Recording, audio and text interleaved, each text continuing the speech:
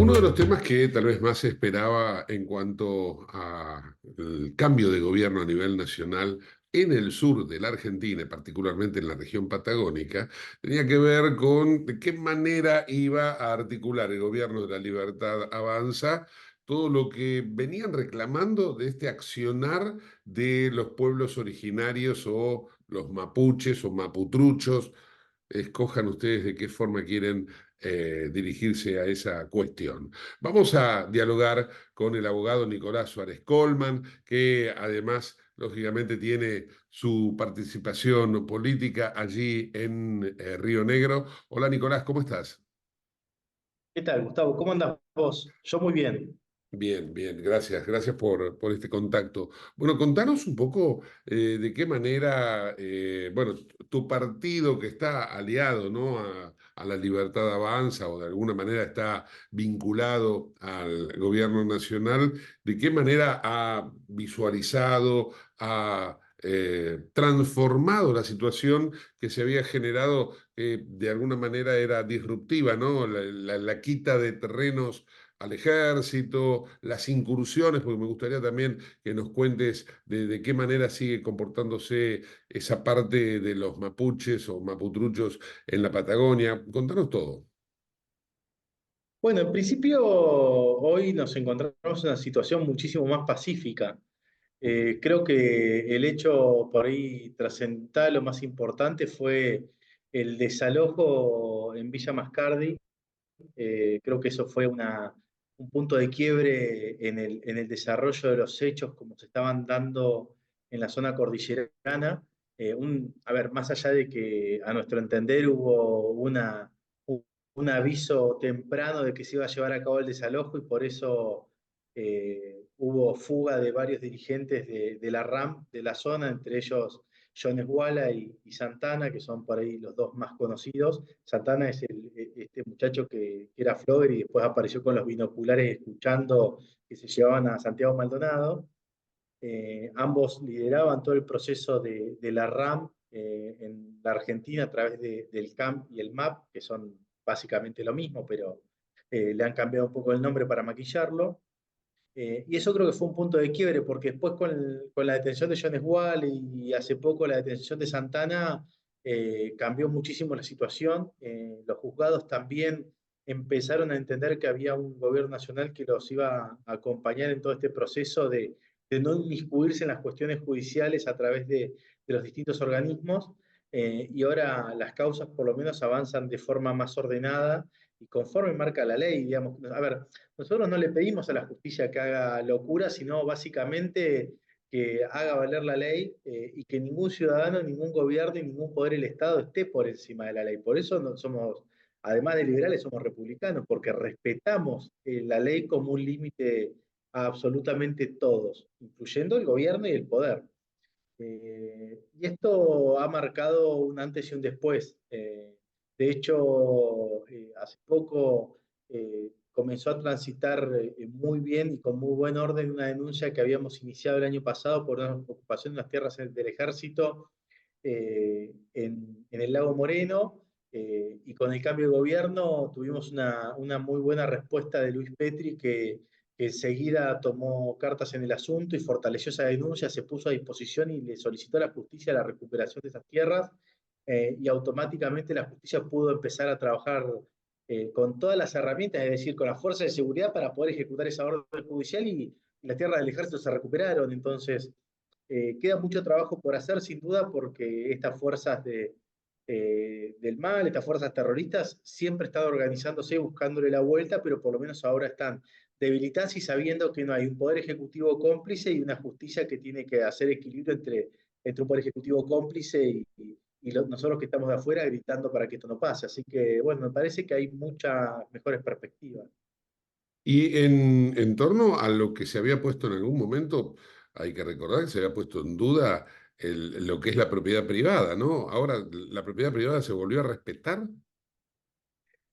Bueno, a ver, lo que pasó es que también el anuncio sobre el cierre del Instituto Nacional de Asuntos Indígenas por parte del Gobierno Nacional también ha sido un acierto. Primero, el principal, porque no tiene razón de existencia. Segundo, porque el tiempo para el cual fue creado ese organismo ya se venció y lo único que se hacía era prorrogar una emergencia territorial que en vez de atender las verdaderas comunidades de pueblos originarios o los vestigios de los pueblos originarios que había, lo que hicieron es bancar militantes y grupos terroristas para que se hicieran de valiosas tierras en zonas realmente importantes, como es la zona cordillerana, en la zona de Bariloche, Bolsón, Lago Puelo, digamos, realmente tierras valiosas y aparte también, no solo en la zona cordillerana, que uno admira el paisaje y los recursos naturales, sino también donde estaban las principales explotaciones petroleras. Entonces el INAI venía a cumplir un rol de darle el blindaje del poder ejecutivo bajo la excusa de los pueblos originarios a un grupo enorme de delincuentes, terroristas y de pseudo mapuches. Eso se terminó porque evidentemente la política de gobierno es otra y también porque la propiedad privada empieza a tener el valor que se merece. O sea, ya no puede venir cualquiera y decir, che, esto, yo anoche soñé que era mapuche, así que ahora armamos una comunidad con mis amigos y esto es nuestro. Porque eso es lo que estaba pasando. Y el Instituto de Asuntos Indígenas lo que hacía era hacer los relevamientos y violando la ley, porque no se lo permitía la normativa, era asignar tierras a esas comunidades, como pasó en Bariloche, en Pampa del Buenuleo, que se robaron un barrio completo y con vecinos y todo, se los entregaron a una comunidad para que hiciera desastres. Y tuvo que venir la justicia a anular esa situación. Y antes de irse, la gestión anterior volvió a emitir el mismo acto administrativo, a pesar de que la justicia se lo había impedido, para que nos demos cuenta del nivel de locura que había desde el punto de vista legal, porque después no los asistía la razón, no las asistía el derecho, ni tampoco las normas de todos los estamentos estatales. Así que, bueno, creo que la justicia también está haciendo su trabajo en función de estos parámetros nuevos que le permiten trabajar ordenado. ¿Te animás a hacerme una especie como de mapa de las zonas recuperadas? Un repaso de todo lo que se había perdido y lo que se recuperó a partir del cambio de gobierno nacional. Bueno, mira, en realidad no tiene que ver tanto con una cuestión de recuperación, sino que tiene que ver con acciones del propio Poder Ejecutivo que está empezando a anular actos administrativos que habían sido dictados de forma absolutamente violatoria de los derechos de todas las personas, o sea, básicamente de los que tienen su vivienda en los lugares, y empezaron a retrotraer esas asignaciones, como pasó, bueno, en Pampa del Buenuleo, que la justicia terminó de darle razón al Estado y a los vecinos diciendo, che, esto no puede ser, y por lo tanto anuló esa resolución. Pasó con las tierras del ejército, estas que estaban sobre el lago Moreno, pasó sobre toda la zona de Villa Mascardi, que eso es sumamente importante. Pasó en Cuesta del Ternero es un paraje que está a pocos kilómetros del Bolsón. Pasó también en el Follel, que está camino al Bolsón. Quienes han transitado la ruta 40 entre Bolsón y Bariloche van a reconocer estos dos lugares. Pasó también en la zona de Cuyamén, en Chubut, donde, bueno, donde ocurrieron los hechos de Maldonado, digamos, era una de las zonas calientes que se volvió a hacia Ujú. atrás ese reclamo territorial. Sí, También lo que se está haciendo, que me parece que también es lo más importante, es revisar las peticiones que había sobre reconocimiento a comunidades originarias que originarias no tenían absolutamente nada. claro, claro, claro, Así que definitivamente. eso es ¿Y el mapa. Neuquén se había visto afectada también? Neuquén se ve afectada, pero Neuquén tiene un problema enorme que tiene, a ver, hay sospechas de que hay un negocio entre la gobernación anterior y los supuestos pueblos originarios que servían como de fuerza de choque para hacer estos líos y reclamos territoriales para impedir que la actividad petrolera se desarrollara, la actividad gasífera, y una vez que se abonaban las sumas de dinero, supuestamente había algunos retornos ahí a la gobernación y con eso por eso se les garantizaba tanta protección en Neuquén a muchas comunidades originarias. Pero aparte hay otro tema, Neuquén aprobó una ley que es una locura absoluta, que es una ley de consulta previa a las comunidades originarias, no pudiendo el Estado tomar ningún tipo de decisión sin el aval de estos pueblos. Es decir, crearon un Estado dentro del Estado y le asignaron un poder superior al que le asigna la propia Constitución al Estado provincial. Así que imagínate que Wow. Neuquén creo que tiene muchísimo para revisar, Neuquén tiene mucho que reflexionar respecto de hasta dónde llegan las facultades del Estado de delegar en terceras personas cosas, y esto creo que es un exceso absoluto porque el día de mañana vos querés hacer una explotación de un campo tuyo y le van a tener que primero pedir permiso a una comunidad que si pide algo a cambio y no se lo das, te va a decir que no y no vas a poder avanzar. Entonces, genera un antecedente, me parece que es peligrosísimo eh, para todo el Estado Nacional, porque realmente Mendoza atravesó un proceso sumamente complejo también con esto, con tomas de campos donde había explotaciones petroleras o donde había recursos hídricos que sobre todo escasean en Mendoza. Ujú. Fue el propio Estado que dijo, bueno, pará, acá comunidades preexistentes no hubo, ni nunca hay, y no existen, y se acabó, sacó una ley y dijo, acá se terminó, y creo que eso fue sumamente acertado, porque en realidad vos lo que le... A ver, una cosa es la destrucción cultural que pueda haber sobre algunos descendientes de algún pueblo originario que creo que tiene que ser respetado eso porque la idiosincrasia es sumamente importante para una nación como la Argentina, que es una nación plural, digamos, una nación de inmigrantes y de pueblos originarios de distintos lugares. Eh, pero otra cosa muy distinta es generar una inmunidad para que esta gente haga lo que quiera. Y eso me parece Claro, que fue muy acertado en Mendoza decir, bueno, hasta acá llega. Una sí, cosa es lo sí. cultural, otra cosa ya es la vivada. Nicolás, por último, preguntarte por el famoso episodio en qué quedó lo del traslado o que querían quitar la estatua de Roca en el centro cívico. Contanos un poco.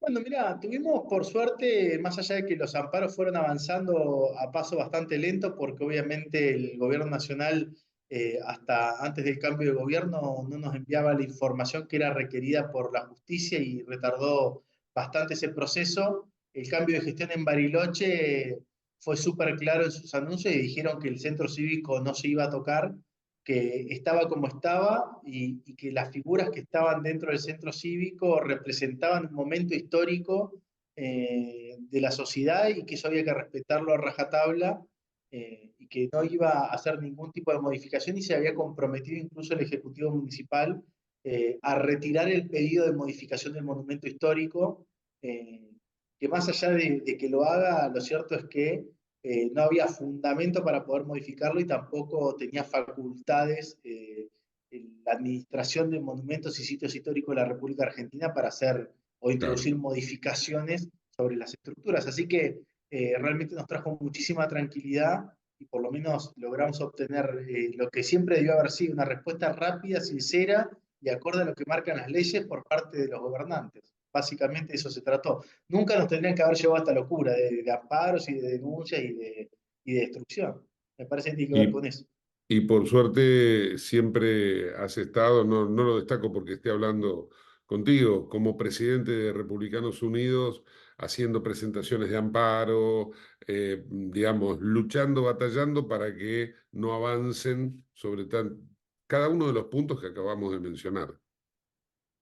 Sí, a ver, nosotros tenemos un compromiso, aún siendo un partido que está fuera del poder y que no tiene cargos de representación, entendemos también que la política tiene que ver con esto. Primero, con hacernos cargo de la realidad que nos rodea, tomar las decisiones y aún sin fueros y sin ningún tipo de herramienta más allá de la intelectual y el coraje que le podamos, la gana que le podamos meter, me parece que tiene que ver con defender la República, tiene que ver con defender la historia de la República Argentina, tiene que ver con reconocer que la Argentina no se forjó a partir de Néstor Kirchner, sino que empezó mucho tiempo antes con patriotas como Julio Argentino Roca que lograron consolidar el Estado Nacional.